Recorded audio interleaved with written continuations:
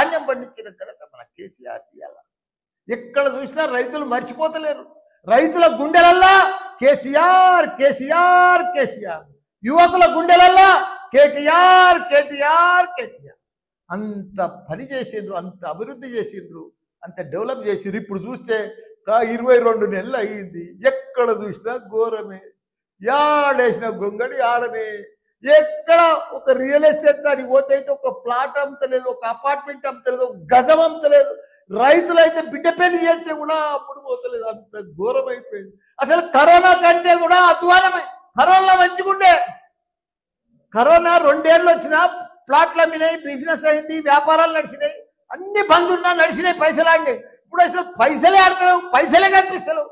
ఓ మాయమైనట్టేనా, ఓ మంత్రం చేసినట్టేనా, ఇదంతా ఎందుకైంది వచ్చేదంతా అని ప్రజలందరూ కూడా డిస్కషన్ వచ్చారు.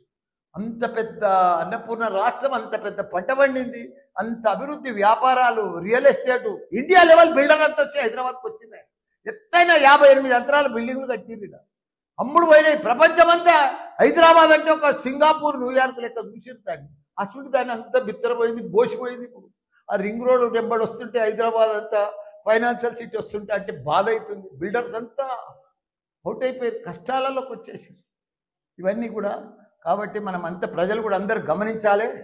కాంగ్రెస్ ప్రభుత్వం ఇచ్చిన మాటలను వాళ్ళని ఈ ఎలక్షన్లల్లా, రాబో ఎలక్షన్లల్లా ఘోరంగా మనమంతా కూడా వాళ్ళకు ఓటు వేయకుండా ఓటుతోటే బుద్ధి చెప్పి మనం మళ్ళా బీఆర్ఎస్ ప్రభుత్వాన్ని గెలిపించుకోవాలి. మనం పాత రోజులకు మళ్ళీ రావాలి. మనం మళ్ళీ కేసీఆర్ మళ్ళీ సీఎం కావాలి.